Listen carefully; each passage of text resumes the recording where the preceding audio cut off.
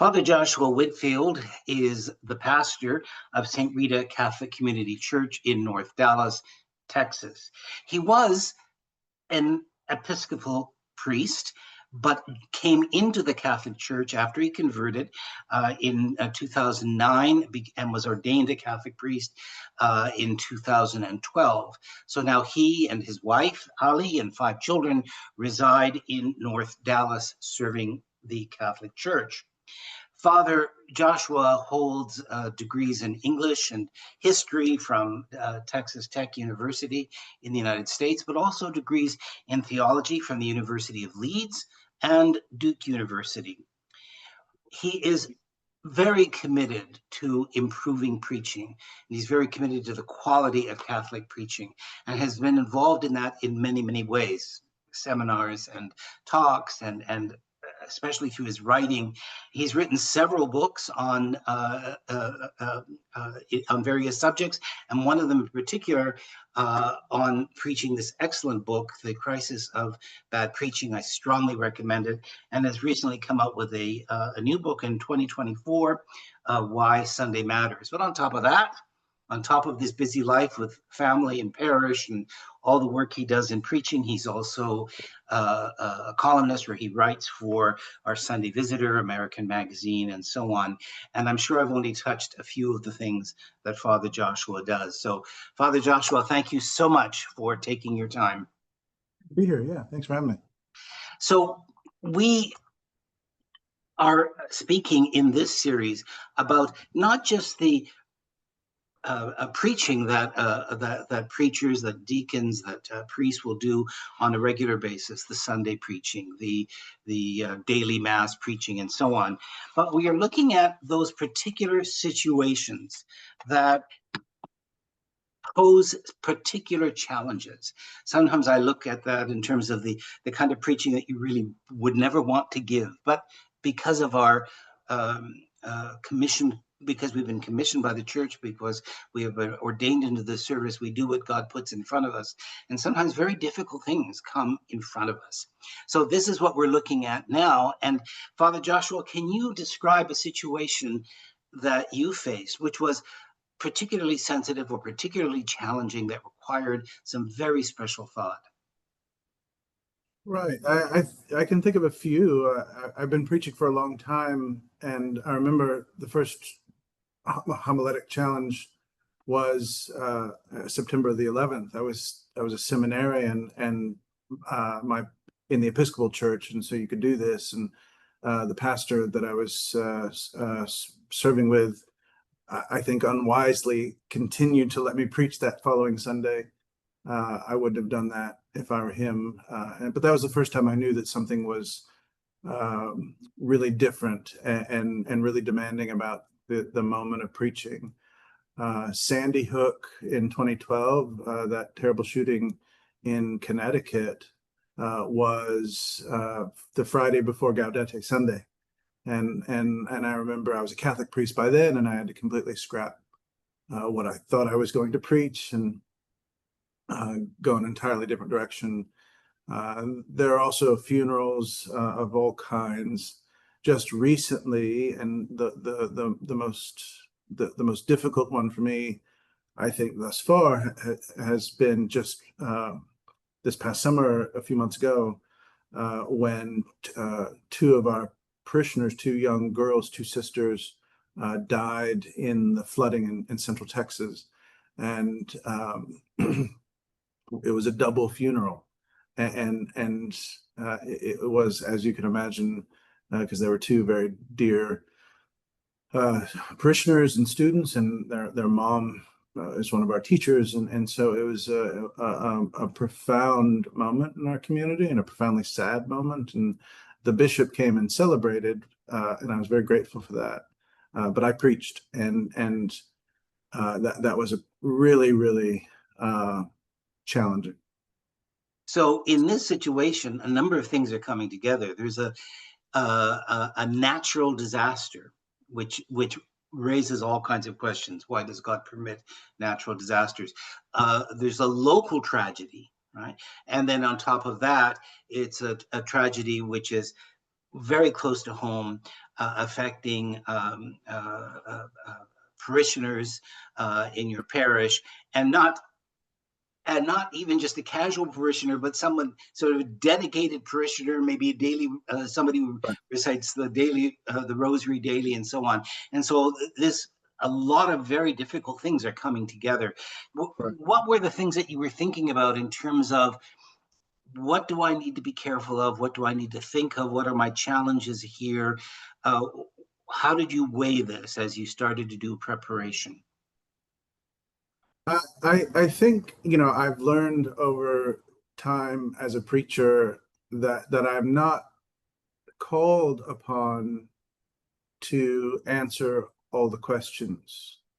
I'm not called upon to um, make an apology for God, or to put the puzzle pieces back together so that the listener, nods his or her head and, oh, I get it now. That's not what you're going for as a preacher. And and and and so I learned that my job as a preacher is, of course, first to announce the gospel of Christ, and its relevance, that the death and resurrection of Jesus, and how that bears upon us, and bears upon us within the context of this world, and tragedy.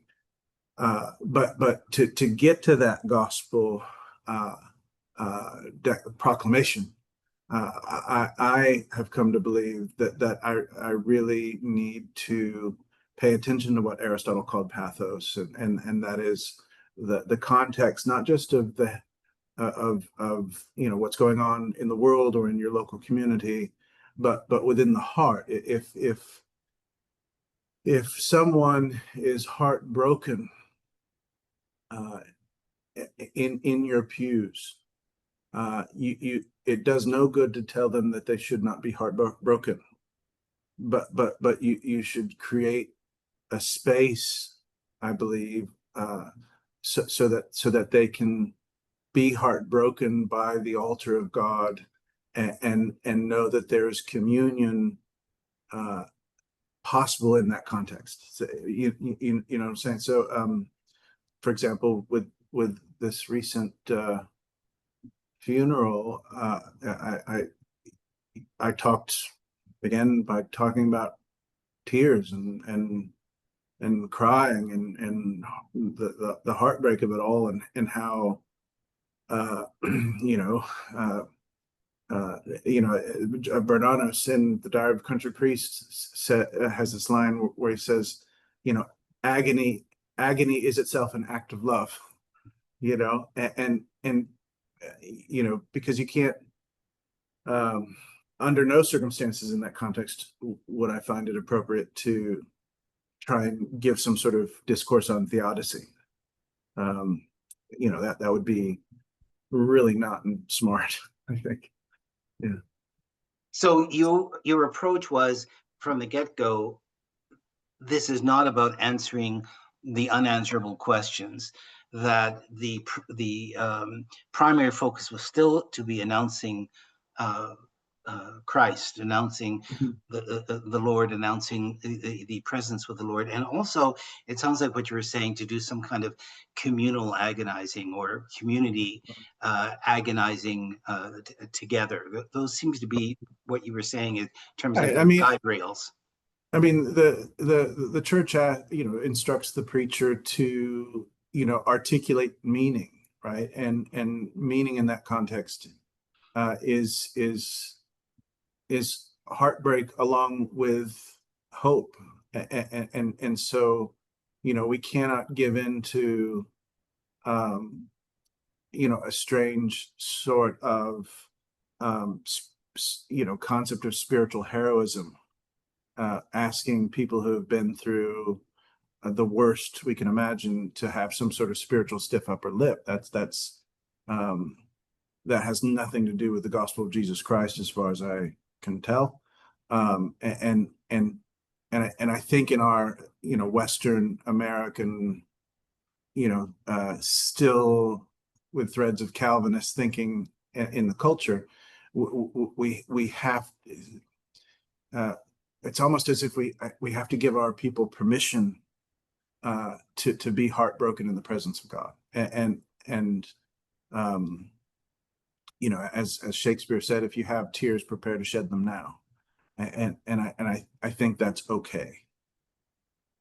So you wanted to articulate the heartbreak and articulate the hope. It was going to be moving from Right. heartbreak to hope, essentially. Yeah. So if that's the sort of beginning point and the end point of those homilies, of this homily, could you take us a little bit through the moves of the homily, or at least how you structured it, or what you put into that homily? How did you articulate the heartbreak? How did you articulate the hope? How did you proclaim the gospel? What kind of things did you put in there? And maybe was there anything that you decided that shouldn't be in there?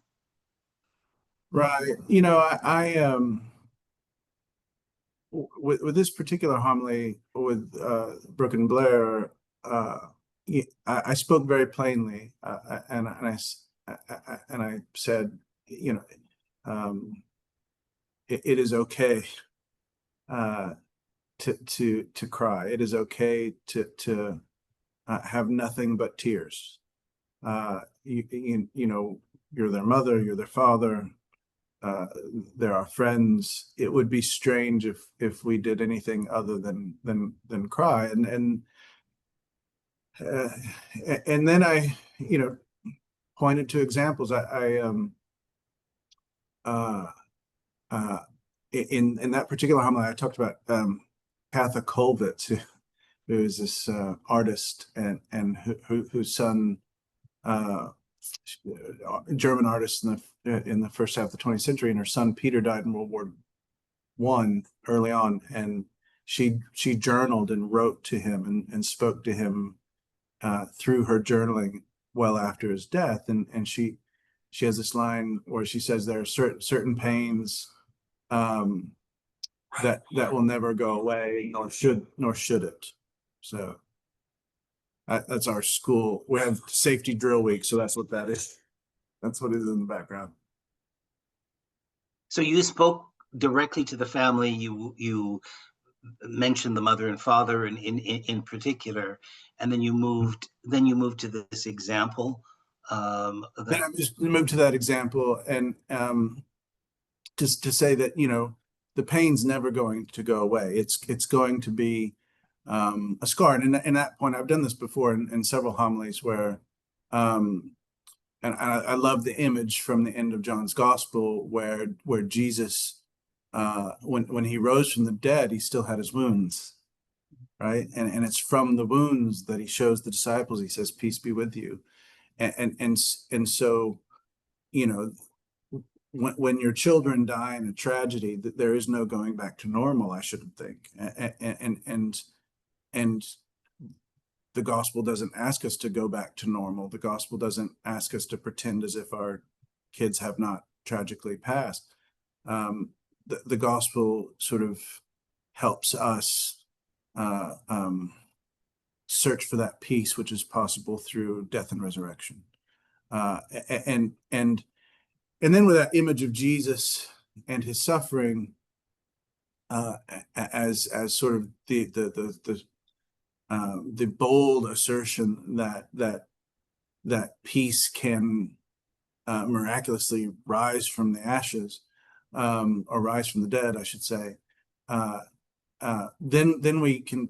This is what I did in the homily. I look back and underline the fact that Jesus was close to us in his suffering, and so therefore we're called to be close to each other in suffering. And from that point, because again, in that particular funeral, Blair and Brooke were sixth graders and eighth graders, and so over 50% of the thousands of people there were kids, right? Mm-hmm. And so I took the opportunity to speak to the parents about caring for their kids, loving their kids, and then I spoke directly to the kids themselves, and I took time to look at where they were, and I said, we love you. we are with you. we care for you, we cry with you. And then I talked about heaven. I talked about the beauty of our faith, that there are saints in heaven, and we know some of them, and so to try and articulate the reality of the tragedy, the reality of the heartbreak, but then also to locate that within the wounds of Christ in the context of that first Easter, and then to end with the moral call to be in communion with one another, to care for one another. And I think that's all I mean, that's all I could do. That's all I did do in the homily, because again, in that situation, the homily doesn't do all the work.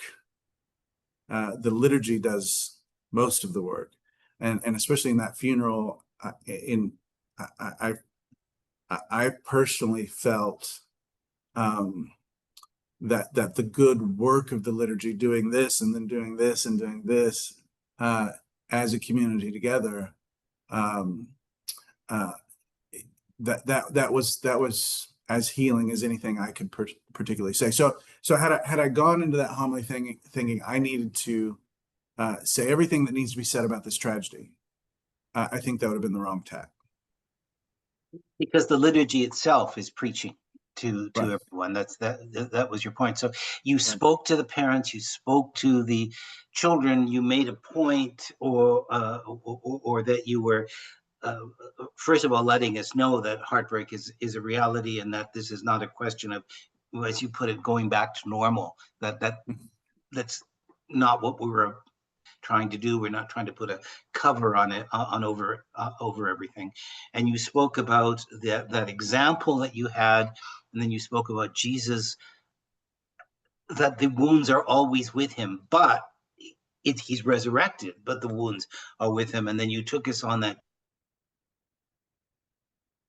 journey through the importance of the death and resurrection of Christ, and then you led us into this idea of heaven. Is that right? Into Right. what our eternal destiny. That there's something greater beyond all of this. Okay, and then you also let the liturgy speak and bring everyone together.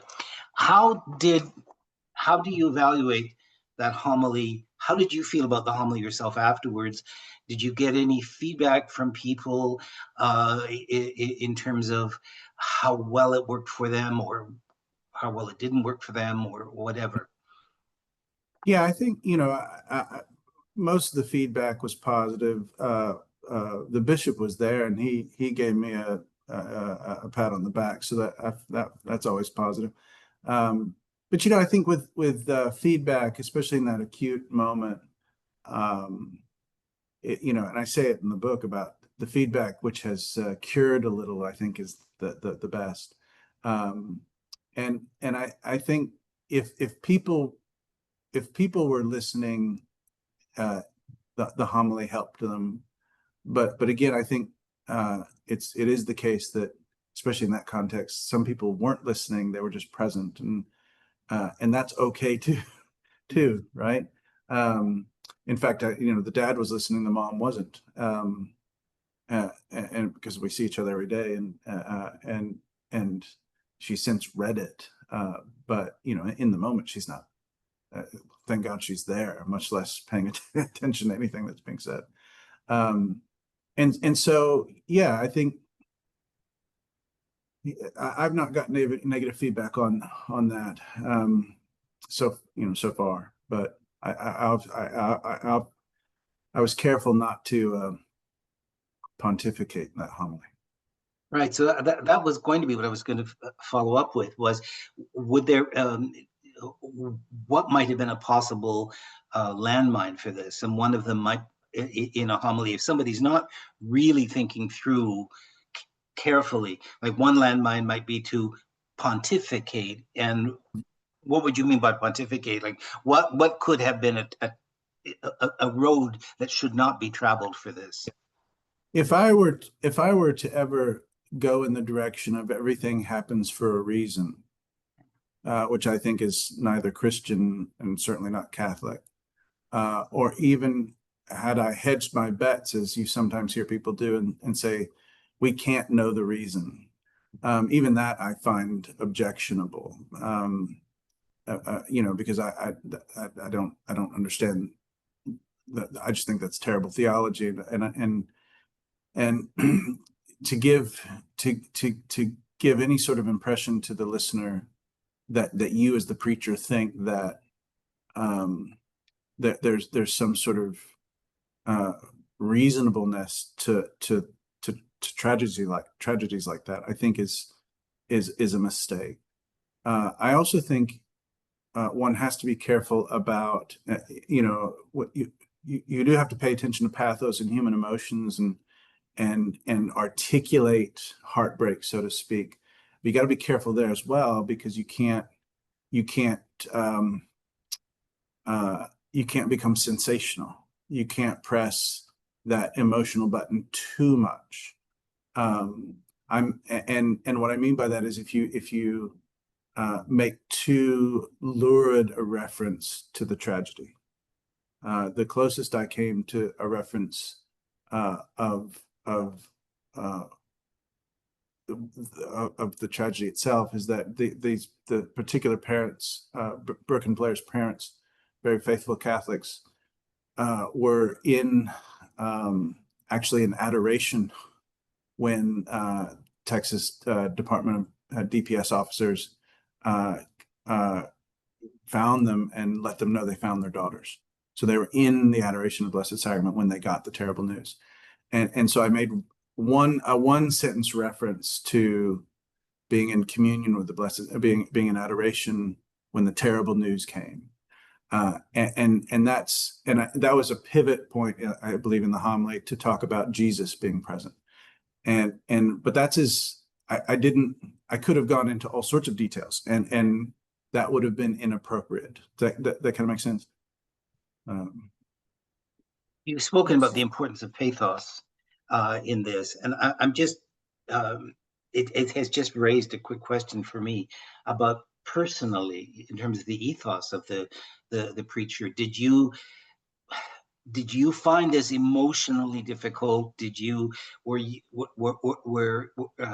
in control, or in terms of your own delivery, how were you able to handle this? Yeah, that's a very good question. So it was probably one of the most difficult, if not the most difficult, homilies I've ever preached. Why?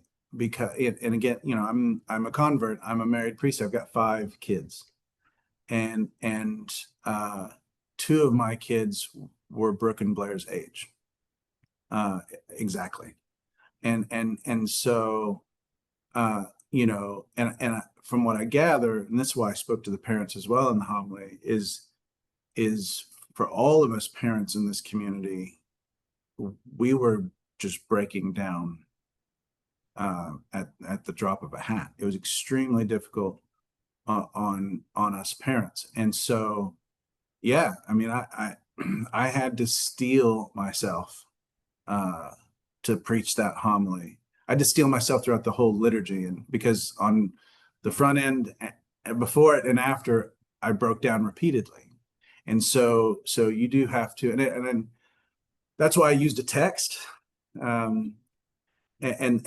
that's why I have different sort of styles of delivery, but with that, you asked about feedback earlier. People did mention the calm, the paced. I did not rush through the speaking of the homily. Took breaths, took pauses, one for my own sake, but I think as the liturgy itself sort of holds us, the genius of the Catholic liturgy is that it holds us. So should the preacher's delivery, because if I ran off the rails into rash emotion or over sentimentality, that could have gone south pretty quickly. And so I had a few people say to me afterwards, "I don't know how you got through it," and I said, "I'm not quite sure myself," because I genuinely was worried, and for me it was because I'm a dad, and because uh, um, you just can't, as a parent, fathom that happening, and when it did, uh, I don't. It was that was it still is extremely. I get choked up it's been 2 months. So yeah, that's very hard.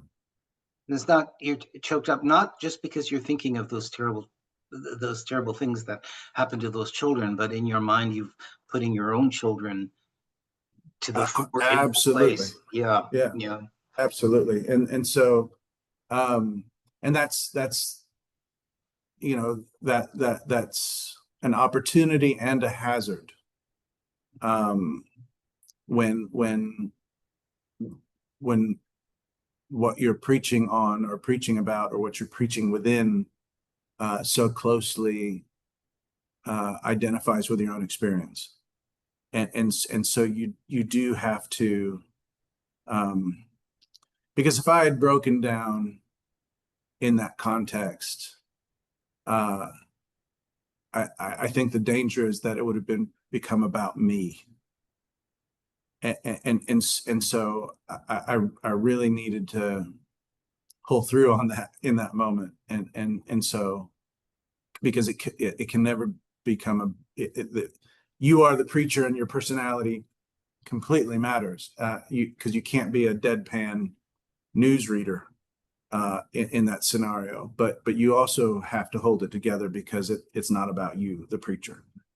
So one of the strategies or tips or suggestions that you've just given is that even if you are a preacher who maybe doesn't normally preach from a manuscript, in situations like this, which could be very emotionally charged, have a manuscript so that you can get back on track if you fall apart. So if that was one was there any other kind of advice that you could give to new preachers, seminarians, preparing for the priesthood, diaconal candidates preparing for ordination to the permanent diaconate, who will be doing preaching on a regular basis, but then all of a sudden, out of nowhere, this natural disaster hits, or this very very difficult. I mean, we give funeral homilies, but sometimes then there's the homily of a young child, where there's a suicide, or even a close family member, or something,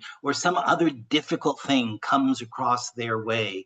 One is, you told, maybe have a manuscript with you if it's going to be hard. Is there any other advice that you would suggest that would be helpful? Yeah, I mean, for a new preacher, newly ordained, I really would encourage you to either go to your pastor or to an experienced preacher that or respect, some colleague, and and ask him to listen or to read, bounce ideas off that person, really sort of seek out that brother fraternal help. I do that, because somebody else's ears can sometimes be very, very helpful, and because we clergy sometimes we're so self-reliant that, and I talk about this in the book, we have this "I got this" mentality, and that often is not the case. So seeking out the help of your brothers, or a trusted lay person is a good thing. And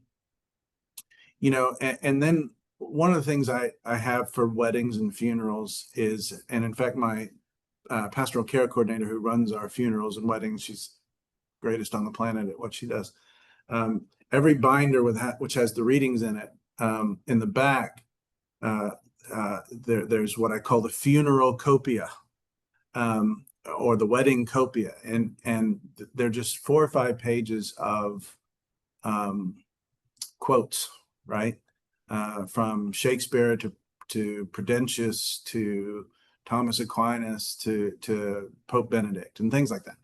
And they're little pithy things that you know, often they will have said it better than I could say it, and so there's no.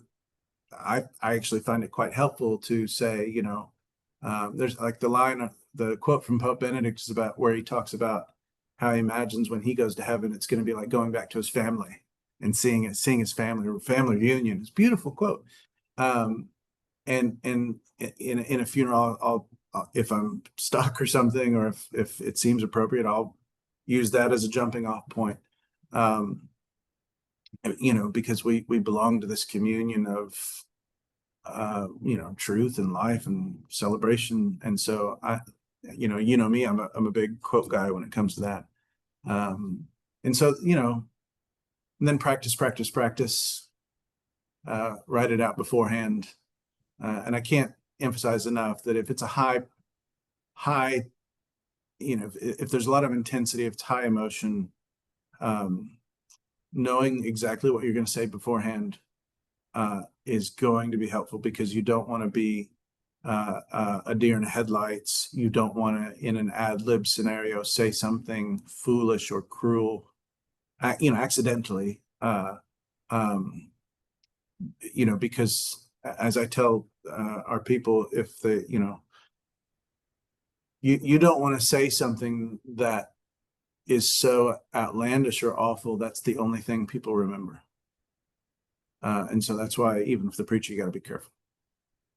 And also, that's another good rationale for using some of these powerful quotes that you have, that they are not just remembering something that you have said, but they're remembering something that Pope Benedict has said, or your earlier quote about Shakespeare and the "if you have tears, you know, it's time for them now." Prepare to shed them now. Yeah, prepared to shed them now. I mean, that was, you started this interview referring to that quote, and now you ended up with the value of quotes